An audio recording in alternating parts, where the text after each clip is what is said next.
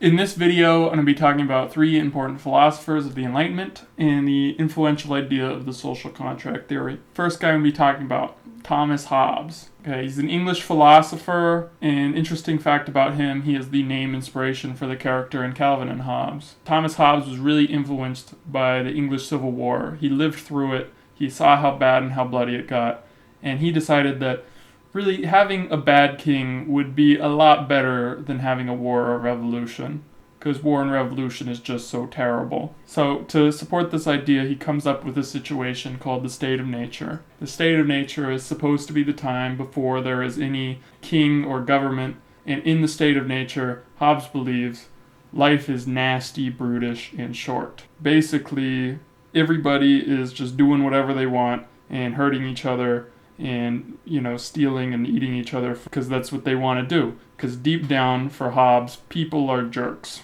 And so he uses this idea to support his ideal government, the absolute monarchy. Hobbes basically thinks, since we are such jerks deep down, we need a king who will basically protect us from ourselves. And this is where the social contract comes in. Basically, we make a deal with the king. Hey, you keep us out of the state of nature, you protect us from ourselves, and we give you all our rights.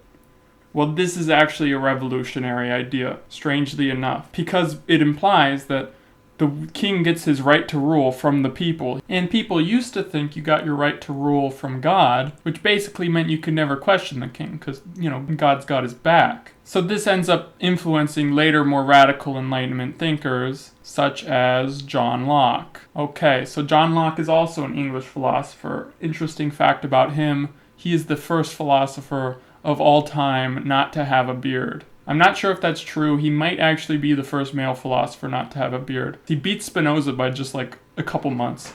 Okay, but alright, so the thing John Locke disagrees with Hobbes about is human nature. John Locke doesn't think that people deep down are complete jerks. He actually thinks whether you're a jerk or whether you're a good person depends on the kind of environment you were born into and your experiences, because he thinks we all start out with the exact same brain, which he calls the blank slate, or in Latin, the tabula rasa. And it's not till we've had certain experiences or we've lived in an environment that brain starts to take shape and decide what kind of person we are. And so from this idea, he decides the state of nature would not be all that bad. Definitely not the crazy place that Hobbes thinks it would be. So he thinks that basically the people in the state of nature, they were having an okay time, but they decided things could be a little better if we formed a fair government. And his idea of a fair government is a representative democracy. What Locke likes about representative democracy is that nobody has too much power. The government has some of the power, the people has some of the power, and the government is actually broken up into smaller pieces, different branches, and the power is separated between them, and they all serve to check and balance one another to make sure nobody has too much power. For Locke, the social contract is a bit different. For Locke, the social contract is between people and their government, and the deal is the government protects our rights, or else we overthrow them. For Locke, rights are super important because, remember the blank slate, everybody's born with the exact same brain. So for him, everybody is created equal, which means to him that we all have the exact same rights, that we're all born with these rights and nobody can take them away. And this had a big influence on the American Revolution. Some people say Thomas Jefferson actually ripped off John Locke quite a bit.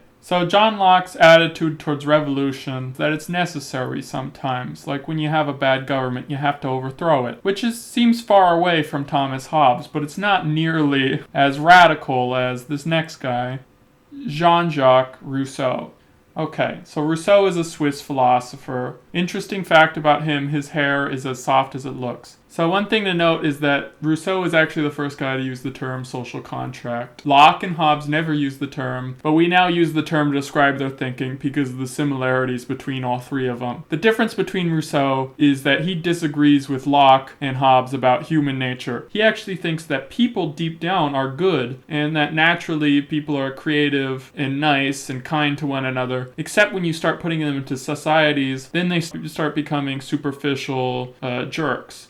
And so his view of the state of nature, he said that people were noble savages, which meant that before there was any government, things were peaceful and nice and there was no violence and everybody was free and having a great time. And then people started forming governments, and that's when things started to get bad. So for him, as little government as possible is best. And so for him, the best thing is a direct democracy. No representatives, just the people. And so for him, the social contract is a deal between people. There's no government or king involved. It's just we all agree to work with one another and do what's best for the collective, and then we all prosper and everything's good. So his attitude towards revolution is very different from Hobbes. For Rousseau, the more revolution, the merrier, because revolution puts the power in the hands of the people, and government is just an arbitrary thing that exists to serve the people, so you might as well overthrow it every once in a while to make sure it's doing its job right. And that's how much things changed, because in Hobbes' time, there wasn't a lot of revolution, but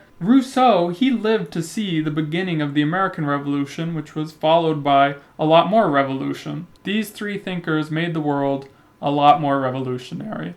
That's the end of this lecture. Thanks for watching. I just realized Seneca was a philosopher who didn't have a beard.